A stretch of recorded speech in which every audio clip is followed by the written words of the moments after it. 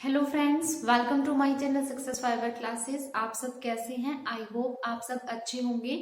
तो आज की वीडियो काफी इम्पोर्टेंट है क्योंकि आज की वीडियो में हम बात करेंगे DSSB PGT केमिस्ट्री सिलेबस 2024। यानी आज की वीडियो में हम DSSB में PGT केमिस्ट्री सब्जेक्ट में जो टॉपिक्स पूछे जाते हैं उसके बारे में हम बात करेंगे। तो आप वीडियो में बने रहिएगा। इसमें हम एक एक टॉपिक के बारे में बात करेंगे, पूरा इसके एग्जाम पैटर्न के बारे में भी बात करेंगे। क्योंकि जैसा कि आप लोग मेरी वीडियो देख ही चुके होंगे कि जो DSSB है उसकी तरफ से नोटिफिकेशन आया है, तो उसमें क्या है कि 9 जनवरी से फॉर्म भरना है वो शुरू हो जाएंगे पीजीटी के लिए। और भी काफी पोस्ट है उनके लिए, और 7 फरवरी तक है वो फॉर्म भरे जाएंगे। तो आपने अब तक वो वीडियो नहीं देखी है तो चैनल पर विजिट कीजिए और उस वीडियो को आप देखिए, काफी हेल्प आपको उससे मिलने वाली है। अब हम बात करते हैं इसमें पीजीटी केमिस्ट्री का क्या सिलेबस है DSSB के लिए, उसके बारे में। तो चलिए मूव करते हैं अपनी वीडियो में। तो सबसे पहले अगर हम बात करते हैं DSSB PGT के एग्जाम पैटर्न की, तो इसमें जो PGT लेवल का जो क्वेश्चन पेपर बनता है वो 300 मार्क्स का बनता है, यानी टोटल मार्क्स 300 का होता है। जिसमें जो 100 मार्क्स है उसका पार्ट ए है, वो बनता है 100 मार्क्स का, जिसमें आपकी टीचिंग एप्टीट्यूड आता है, ठीक है, मैथ का पोर्शन आता है, अर्थमेटिक एप्टीट्यूड का, रीजनिंग का आता है, हिंदी इंग्लिश आती है, ठीक है, और जनरल अवेयरनेस है। वो इस तरह से हमारे 5 सब्जेक्ट आते हैं पार्ट ए में। पार्ट बी की अगर हम बात करते हैं तो पार्ट जो बी होता है हमारा वो 200 नंबर का है, वो बनता है, यानी 200 मार्क्स का पार्ट बी पूछा जाता है, जिसमें आपका जो सब्जेक्ट, जिस सब्जेक्ट से आप DSSB के लिए पीजीटी में अप्लाई कर रहे हो उस सब्जेक्ट के क्वेश्चन होते हैं। साथ में कुछ टीचिंग मैथोडोलॉजी के भी क्वेश्चन होते हैं, यानी जिसको हम एप्टीट्यूड बोलते हैं, उसके क्वेश्चन भी यहाँ पर पूछे जाते हैं। तो अब हम 1 बाय 1 करके हम यहाँ पर बात करेंगे सिलेबस की, जो कि अब मैं केमिस्ट्री से हूं तो मैं यहाँ पर पीजीटी केमिस्ट्री के लिए आपको इन्फॉर्म देने वाली हूँ, ठीक है। तो सबसे पहले यहाँ पर जो टॉपिक पूछे जाते हैं आपके 11th 12th के भी पूछे जाते हैं, और 30 से 25 क्वेश्चन ऐसे होते हैं जो MSc लेवल तक भी चले जाते हैं, यानी 25 से 30 क्वेश्चन आपके MSc और ग्रेजुएशन है उससे पूछे जाते हैं। तो अगर आप सोच रहे हो कि 11th 12th पढ़ने से आपका DSSB PGT केमिस्ट्री निकल जाएगा, तो आप गलत सोच रहे हैं, क्योंकि इसमें जो सिलेबस जाता है वो PG लेवल तक का जाता है। तो चलिए शुरू करते हैं, हम देखते हैं सिलेबस के बारे में। तो सबसे पहले यहाँ पर जो टॉपिक पूछा जाता है, आपको जो पढ़ना है यहाँ पर some basic concept of chemistry, जो कि 11th क्लास का फर्स्ट ही टॉपिक है, वो आपको पढ़ना है, ठीक है। दूसरा इसमें जो टॉपिक आपको पढ़ना है वो क्या पढ़ना है, स्टेट ऑफ मैटर, जो मैटर की स्टेट है 11th क्लास में ही है, वो पढ़ना है। उसके बाद फिर स्ट्रक्चर ऑफ एटम है, इसके बारे में आपको पढ़ना है। जितने भी मतलब मॉडल थे, रदरफोर्ड का था, नील्स बोर का था, ठीक है, जितने भी थे, डाल्टन की एटॉमिक थ्योरी, वो आपको पढ़नी है। उसके बाद यहाँ पर इक्विलिब्रियम आपको पढ़ना है, ठीक है, जो कि क्लास 11th में है टॉपिक। फिर उसके बाद है सरफेस केमिस्ट्री, जो कि 12th क्लास के अंदर है सरफेस केमिस्ट्री, ये आपको पढ़ना है। एब्जॉर्प्शन क्या होता है, एडजॉर्प्शन क्या होता है, डिजॉर्प्शन, मतलब पूरा अच्छे से पढ़ना है, ठीक है। उसके बाद फिर जो नेक्स्ट टॉपिक है वो आपको रीड करना है, केमिकल काइनेटिक्स है, वो आपको पढ़ना है।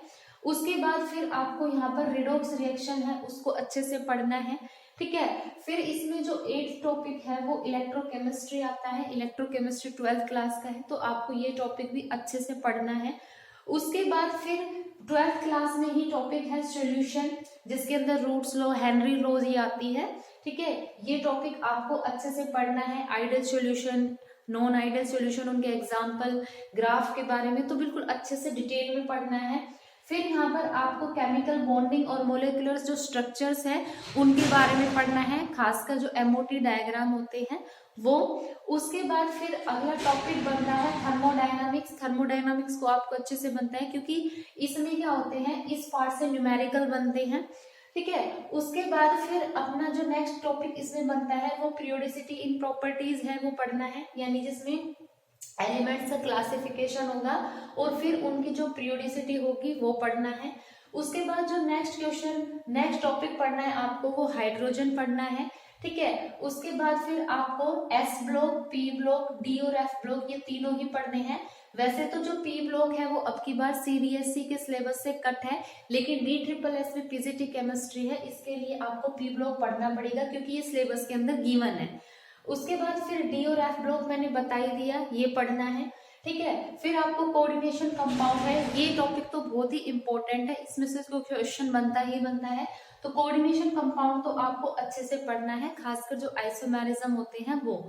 उसके बाद फिर इसमें ऑर्गेनिक केमिस्ट्री का पोर्शन आता है, क्या क्या, हाइड्रोकार्बन्स आपको पढ़ना है, ठीक है। एनवायरमेंटल केमिस्ट्री यहाँ पर आपको पढ़नी है, जैसे फोटोकेमिकल स्मोक क्या होती है, प्राइमरी क्या होती है, सेकेंडरी, ये सब तो इसमें आपको एनवायरमेंटल केमिस्ट्री पढ़ना है। हेलो एल्कीन और हेलो एरिन जो चैप्टर है क्लास 12 का ऑर्गेनिक केमिस्ट्री का, वो आपको अच्छे से पढ़ना है, जितनी भी रिएक्शंस हैं उनके रिएजेंट है सब कुछ अच्छे से पढ़ना है। उसके बाद फिर नेक्स्ट जो टॉपिक है वो अल्कोहल, फिनोल और एथर है, ये पढ़ना है, ये भी क्लास 12 है। एल्डिहाइड, कीटोन और कार्बोक्सिलिक एसिड, ये ऑर्गेनिक केमिस्ट्री का टॉपिक है, ये भी आपको अच्छे से पढ़ना है। फिर उसके बाद यहाँ पर अमीन्स आपको पढ़ना है, ठीक है। फिर पॉलीमर्स हैं, ये आपको पढ़ना है। फिर जो बायोमोलिक्यूल्स है यानी जो बायोकेमिस्ट्री है वो आपको पढ़नी है। और फिर जो लास्ट टॉपिक है वो क्या है, केमिस्ट्री इन एवरीडे लाइफ, यानी केमिस्ट्री का हम अपनी जो दैनिक जीवन है उसमें कहाँ कहाँ यूज करते हैं, तो ये टॉपिक आपको पढ़ना है। तो ये तो हो गया अपना 11th और 12th का सिलेबस जो आपको पढ़ना ही पढ़ना है। दूसरी बात, अगर आप ये सोच रहे हो कि आप 11th 12th के लिए सिर्फ एनसीईआरटी को पढ़ लोगे और एनसीईआरटी पढ़ के आप डी ट्रिपल एस बी का एग्जाम निकाल दोगे पीजीटी पोस्ट के लिए, तो आप गलत सोच रहे हैं, क्योंकि एनसीईआरटी पढ़ के आप डी ट्रिपल एस बी का एग्जाम क्रैक नहीं कर सकते, क्योंकि इसमें जो क्वेश्चन का लेवल होता है वो मतलब अच्छा खासा लेवल होता है। तो इसमें आपको रेफरेंस बुक है वो पढ़नी ही पड़ेगी, उसमें क्वेश्चन किस टाइप से बनता है, किस तरह से वो क्वेश्चन पूछता है, मतलब इसमें आपको क्वेश्चन प्रैक्टिस ज्यादा से ज्यादा करनी है, ठीक है। तो आपको रेफरेंस बुक तो पढ़नी ही पढ़नी है। उसके बाद फिर इसमें क्या होता है कि 25 से 30 क्वेश्चन और बनते हैं, जिसमें 150 क्वेश्चन तो आपके 11th और 12th के पोर्शन से बनता है, और 25 से 30 क्वेश्चन बनते हैं जिसमें उसमें टीचिंग मेथोडोलॉजी के भी क्वेश्चन आएंगे, साथ में उसमें कुछ एमएससी के टॉपिक्स है, बीएससी के टॉपिक्स है, एमएससी के टॉपिक्स है, वो भी पूछे जाएंगे। तो एमएससी के जो टॉपिक्स होंगे ना उनको बिल्कुल डेप्थ में नहीं पूछा जाएगा, इनमें ऊपर ऊपर का पूछा जाएगा, जैसे डिबाई-हकल्स लॉ है वो क्या होती है, उसका फॉर्मूला क्या होता है, ठीक है। ऑर्गेनोमेटेलिक जो केमिस्ट्री होती है अपनी एमएससी के अंदर, तो उसमें नेमिंग पूछ लेगा ऑर्गेनोमेटेलिक कंपाउंड की, ठीक है। तो उस तरह से कुछ टॉपिक्स है जो एमएससी में आपको अच्छे से पढ़ना है, ठीक है। तो यहाँ पर आप सोच रहे हो कि 11th 12th का पढ़ के काम चला लोगे, नहीं, तो आपको एमएससी के टॉपिक्स भी यहाँ पर थोड़े बहुत पढ़ने ही पड़ेंगे, जैसे ऑर्गेनोमेटल की मैंने बता दिया उसको पढ़ लेना, ठीक है। जो कोऑर्डिनेशन केमिस्ट्री होती है ये तो 12th क्लास में है, लेकिन ये हम थोड़ा मतलब नेट लेवल पे भी पढ़ते हैं कोऑर्डिनेशन केमिस्ट्री, तो आपको वहां पे भी अच्छे से ये पढ़ना है, ठीक है। जेड इफेक्ट वगैरह ये सब पढ़ते हैं। तो आई होप आपको ये वीडियो अच्छे से समझ में आ गई होगी, और आपको यहाँ पर रेफरेंस बुक पर ज्यादा फोकस करना है, एनसीईआरटी पर ज्यादा नहीं करना, ठीक है। और जो ज्यादा से ज्यादा आपको क्वेश्चन प्रैक्टिस करना है, ज्यादा आपको और डिटेल चाहिए तो आप प्रीवियस ईयर पेपर उठा लीजिए, वहां से आपको पता चल जाएगा कि एमएससी में कौन कौन से टॉपिक्स है वो पूछ रहा है। पूछ भी रहा है तो बिल्कुल ऊपर ऊपर का पूछेगा, बिल्कुल डेप्थ में जाके वो नहीं पूछ रहा, ठीक है। आई होप आपको ये वीडियो अच्छे से समझ में आ गई होगी। और दूसरा, आपको पता है कि डी ट्रिपल एस बी के अंदर नेगेटिव मार्किंग होती है, तो इस पेपर में भी नेगेटिव मार्किंग है। तो वीडियो अगर आपको अच्छी लगी है, चैनल को ज़्यादा से ज़्यादा लाइक कीजिए, शेयर कीजिए, सब्सक्राइब कीजिए।